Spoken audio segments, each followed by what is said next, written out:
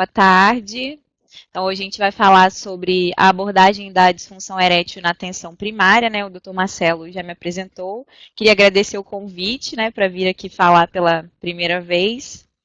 Então, para a gente começar a falar sobre a abordagem da disfunção erétil, eu trouxe um caso clínico para a gente saber como que é uma situação assim frequente, né, que pode acontecer nos nossos atendimentos. Então, F, 50 anos, vem em consulta desejando realizar exame de próstata. Nega história familiar de câncer, nega problemas urinários. Ao ser questionado sobre sexualidade, refere que está progressivamente com dificuldades para ejacular, pois não consegue manter a ereção e há 6 meses não realiza penetração com a esposa. Desde que o problema começou, parou de se masturbar. Faz uso de metformina, 850 mg por dia, nega eventos cardiovasculares, a pressão arterial estava 150 por 86, a glicemia de jejum 146 e ele tinha um IMC de 32. Então, o problema principal de hoje é que o paciente não consegue manter a ereção.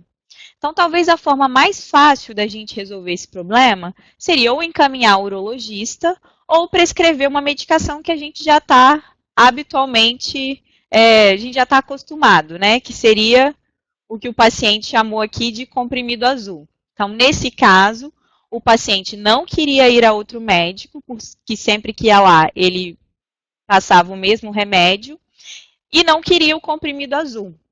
O objetivo dessa aula de hoje é justamente a gente saber como lidar com essa situação, o que fazer nesses casos. Então, o paciente não quer ser referenciado ao urologista e não quer tomar o comprimido azul, que é o que a maioria conhece como possibilidade terapêutica. Então, primeiro a gente vai começar definindo o que é disfunção erétil. Então, segundo o DSM-5, né, que é a classificação de doenças, é a redução acentuada da rigidez peniana e a dificuldade para manter ou obter uma ereção até o final do ato sexual. A gente tem que lembrar que isso não pode ser explicado pelo desejo sexual hipoativo, né, pela ausência ou redução de interesse pela atividade sexual. Então, o paciente não consegue manter ou obter uma ereção, mas isso não está relacionado à falta de desejo. As queixas sexuais nos homens, elas têm uma prevalência de mais ou menos 35% a 46%. E a principal queixa dos homens é a disfunção erétil. Então, a gente sabe que ela é mais frequente nos pacientes maiores de 40 anos, né? E aí a incidência varia de 2% a 12% nos homens de 40 a 49 anos e de 50% a 100% nos maiores de 70 anos. Então, essa queixa vai aumentando com a idade. A disfunção erétil é a principal e a ejaculação precoce está em segundo lugar. Hoje a gente só vai abordar mesmo a disfunção erétil. O Tratado de Medicina de Família e Comunidade, né, até essa nova edição, ele traz um capítulo só sobre a abordagem da sexualidade, né, como lidar com esses problemas ali na atenção primária. Então, a gente sabe que o médico de família, todos os problemas de saúde, eles devem ser abordados de maneira integral. Com relação à abordagem da sexualidade, o atendimento ele tem que ser, né, confortável o suficiente para a pessoa se sentir à vontade para falar de situações específicas, né, tem que ser a abordagem de uma forma natural. O espaço ele tem que ser seguro, a gente precisa garantir a privacidade, o sigilo, a porta deve ficar fechada, né, a gente precisa garantir que as informações ali que o paciente estão passando para a gente não vão ser divulgadas. Devemos evitar reproduzir estigmas e tabus, então a gente precisa deixar o paciente à vontade para dizer, né, mesmo que ele tenha um relacionamento estável, que a gente como profissional de saúde tenha conhecimento sobre isso, a gente não pode reproduzir estigmas, não pode fazer suposições com relação à queixa das pessoas, a gente precisa deixá-la à vontade para dizer o que ela está sentindo e os problemas que ela está passando. Então, a gente está ali, né, para esclarecer as dúvidas e mitos, investigar conflitos, identificar as expectativas dos pacientes com relação ao tratamento, com o que ele sabe sobre aquele problema. A gente deve orientar sobre a prevenção de infecções sexualmente transmissíveis, incentivar o uso de preservativos, que a gente sabe que essas infecções também são cada vez mais frequentes, independente da idade dos pacientes, né? E a gente tem que ficar muito atento aos sinais não verbais. Então, o desvio de olhar, a mudança no tom de voz, né? É comum, assim como no caso que eu trouxe lá no começo, o paciente não mencionar diretamente o assunto. Então, ele pode chegar com essa agenda oculta, né? Da solicitação do exame de próstata, por exemplo, né? Para ele sondar o ambiente, saber se ele pode ou não entrar nesse assunto, né? Então, ele traz esse assunto de maneira disfarçada. E aí o tratado ele traz também, para a gente ficar atento, essa tabela do modelo triplo de avaliação das queixas sexuais. Então, o que, que a gente precisa observar? O que, que pode estar relacionado, né, a essas queixas? Então, fatores subjetivos. Por exemplo, a gente tem que avaliar afetos, pensamentos, se houve alguma situação de violência, se o paciente teve uma educação sexual rígida, se ele tem algum preconceito, vergonha, medo, né, se tem algum conflito pessoal relacionado à aceitação da identidade de gênero e orientação sexual. Fatores relacionais. Então, a gente precisa avaliar a qualidade e o tipo de relação conjugal, se tem intimidade, diálogo, se está acontecendo alguma crise conjugal ou do ciclo de vida, desemprego, problemas econômicos no trabalho que podem influenciar. E, por último, né, os fatores clínicos, que são as doenças orgânicas que podem também estar determinando esse problema, né? Então, transtorno mental, trauma, alguma deficiência física ou mental, uso de substância, a gente vai ver até um pouquinho aqui na tabela mais para frente. Então, só recapitulando e para reforçar, primeira coisa, a gente tem que ficar atento como é feita a abordagem. Observar sinais não verbais, né? E segundo, determinar quando apareceu, determinar um pouco melhor o problema. Quando apareceu, contexto, duração, fatores de melhora e piora, fases do ciclo sexual que estão comprometidas. E o terceiro passo é avaliar as condições clínicas e substâncias. E por que isso é importante? Porque, por exemplo, ereções em diferentes contextos, aquela ereção que o paciente às vezes tem pela manhã ou então com outros parceiros, praticamente exclui lesão orgânica. Então, a gente tem que questionar com relação a isso. No exame clínico, então, a gente tem que avaliar os aspectos físicos, avaliar se tem alguma deformidade peniana, condições médicas que podem estar, né, associadas, aferir a pressão arterial, os aspectos psíquicos, avaliar os sinais de deficiência androgênica, que é no homem ginecomastia, que é o crescimento de seios, a perda de pelos corporais, sarcopenia e alteração de humor, que aí a gente vai, né, levar mais para um lado de deficiência hormonal. O tratado ele traz ainda também uma tabela com substâncias e condições clínicas associadas que a gente precisa ficar atento, né, na história do nosso paciente. Então, por exemplo, o fato do paciente ser tabagista, uso de álcool, cocaína, alguns transtornos mentais como ansiedade, depressão, estresse, fadiga, né? Se já fez cirurgia de próstata, se usa algum anticonvulsivante, uso de alguns antidepressivos, algum distúrbio endócrino, então a gente vê aqui o hipogonadismo, hipohipertireoidismo, a própria diabetes, se tem alguma outra doença crônica, DPOC, insuficiência cardíaca, né? O uso de alguns antihipertensivos, se tem algum problema neurológico, AVC, doença de Parkinson, alguma lesão medular. Uso de substâncias, por exemplo, antihistamínicos, né?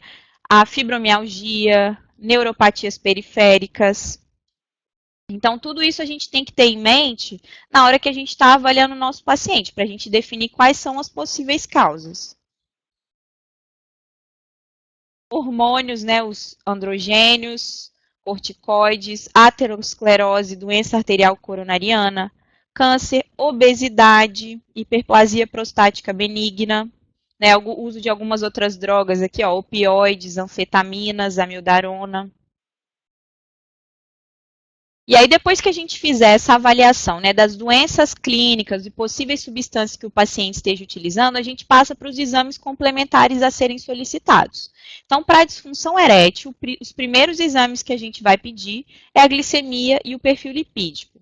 Isso acontece porque a disfunção erétil ela pode ser a primeira, né, o primeiro sintoma de uma doença cardiovascular. Então, a gente tem que avaliar, né, esses dois primeiros e os outros a gente vai considerar de acordo com a história clínica.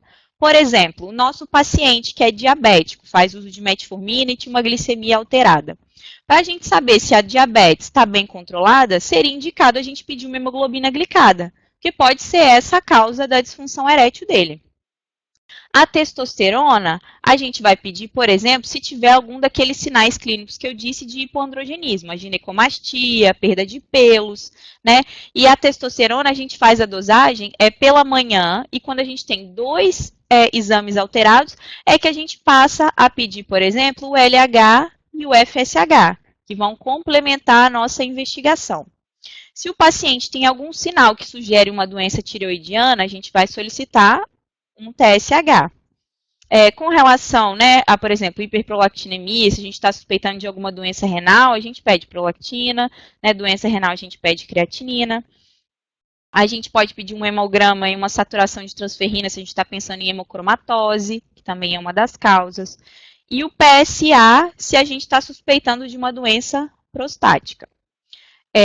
Outros exames, né, por exemplo, mais específicos, ultrassonografia Doppler peniana ou angiografia pélvica e peniana, a gente vai solicitar se o paciente tiver alguma indicação, algum trauma, se ele está planejando fazer uma inserção de haste peniana.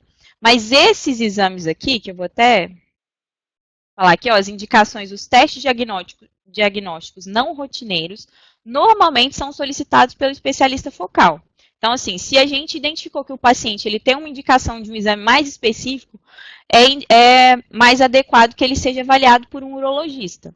Então, se a gente faz a avaliação, avalia as comorbidades, né, e o paciente, a gente percebe que ele tem uma disfunção erétil primária, sem causa orgânica ou psicológica, se ele tem uma história de trauma pélvico ou perineal, que a gente possa, né, pensar aí numa cirurgia vascular curativa, se ele tem uma deformidade peniana, passível de correção cirúrgica, transtorno psiquiátrico, psicossocial ou endócrino complexo, se tem alguma questão médico-legal, abuso sexual ou desejo de implante de prótese peniana, essas seriam as indicações para a gente referenciar o paciente para o especialista focal, e aí ele decidiria com relação aos exames diagnósticos não rotineiros.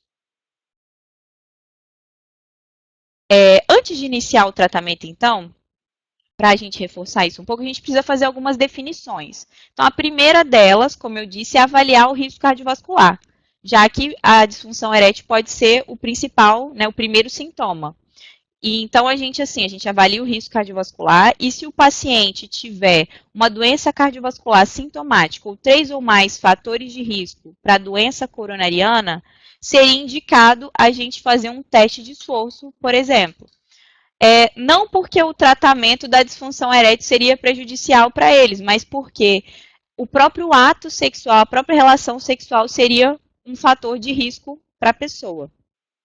Outra coisa que a gente precisa definir junto com o paciente são as causas mais prováveis, né? As metas e prioridades a serem atingidas. Às vezes, para a gente, como profissional de saúde, determinadas coisas são importantes e para o paciente, não. Então, a gente precisa saber dele o que é importante para ele, o que ele espera do tratamento, até para a gente definir junto se isso é ou não possível, né? E aí, a gente tem que ficar atento naquela tabela para identificar e tratar as causas curáveis. A gente pode fazer uma substituição de medicação, né? E aí, uma coisa que é muito importante aqui é essa questão da mudança no estilo de vida e modificação de fatores de risco reversíveis. Então, assim, nível de evidência 1A. Existe evidência científica de que perder peso, parar de fumar, fazer exercícios melhoram esse problema relacionado à disfunção erétil. Então, a gente precisa mostrar isso para o paciente, que existe evidência de que isso faz diferença. Porque se ele souber disso, ele vai ter uma aderência muito maior. E isso faz diferença mesmo, né? Então, a gente precisa informar também sobre os riscos e benefícios do tratamento, até para a gente tomar essa decisão conjunta. Então, ali no plano terapêutico, depois das medidas, né, de mudanças de estilo de vida, que a gente viu que faz muita diferença, a gente tem sempre que oferecer o tratamento do menos invasivo para o mais invasivo. E a primeira linha de tratamento são os inibidores da fosfodiesterase 5.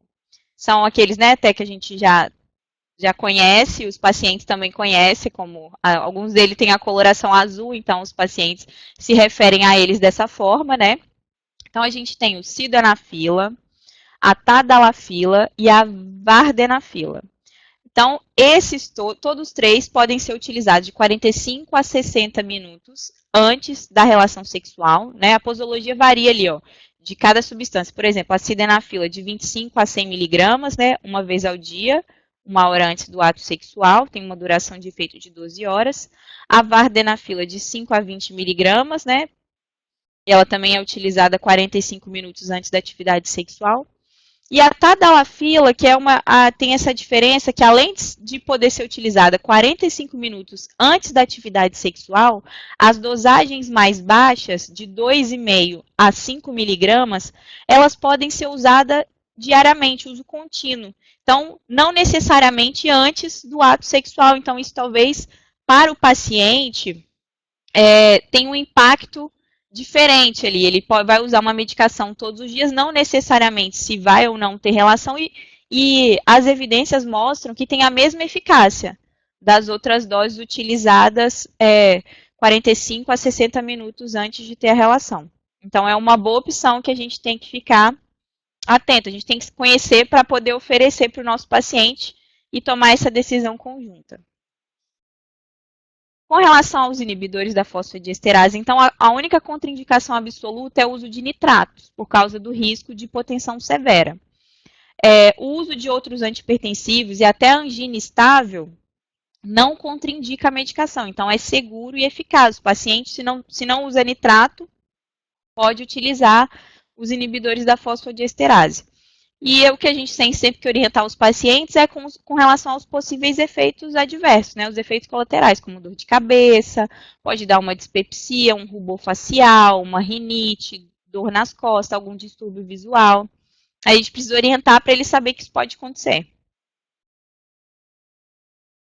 As outras opções terapêuticas, como eu disse, né, a gente parte do menos invasivo para o mais invasivo. Então, uma segunda opção, que é a segunda linha de tratamento, para esses homens que preferem a alternativa menos invasiva, seria essa aplicação do alprostatil intrauretral, que é a prostaglandina E1. Né? Então, a gente aplica o gel no meato uretral 30 minutos antes da relação. O único problema dessa medicação é que ela é de alto custo. Então, a gente tem que saber que ela existe, porque às vezes o paciente que já utilizou as medicações orais anteriormente não teve uma boa resposta depois de 4 tentativas, aí a gente pode oferecer o alprostatil intrauretral. Essas outras opções aqui, a gente tem que ter conhecimento para a gente orientar e informar o paciente, né, que elas existem. Então, tem a terapia de injeção intracavernosa, tem o dispositivo de ereção a vácuo, o implante de prótese peniana. Mas sempre que o paciente opta por esse tipo de terapia e já utilizou, teve falha no tratamento com as outras menos invasivas, a gente tem indicação de encaminhar para o especialista focal, urologista, para eles conversarem sobre a possibilidade dessas outras opções terapêuticas. E a reposição de testosterona? Isso é uma coisa que às vezes o paciente ele traz para a gente, querendo fazer o uso da testosterona.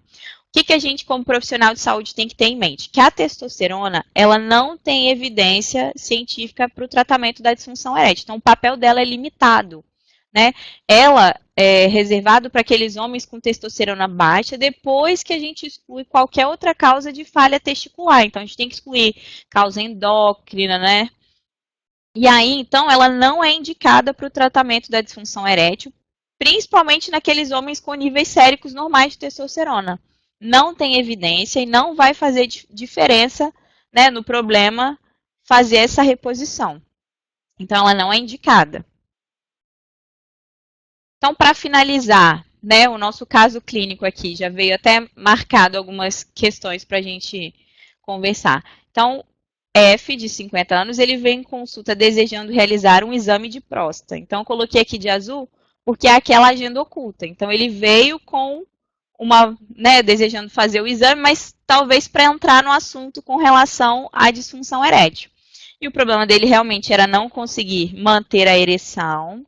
E outras coisas que a gente tinha que ficar atento é com relação à diabetes, que usa metformina. Então, a gente precisa, a partir de agora, avaliar se está bem controlado, fazer o cálculo do risco cardiovascular, até porque hoje ele veio uma primeira medida de pressão arterial um pouco elevada, então a gente precisa, orientar com relação a isso. E ele tem um IMC de 32, que a gente já considera obesidade. Então, para ele, as medidas no estilo de vida inicialmente seriam essenciais. E a partir desse momento, a gente poderia propor para ele todas as opções que a gente viu ali, depois da mudança de estilo de vida e fazer essa decisão conjunta. Quem sabe depois de estabilizar as doenças de base, perder peso, controlar o diabetes, talvez ele nem precisasse fazer uso de nenhuma medicação.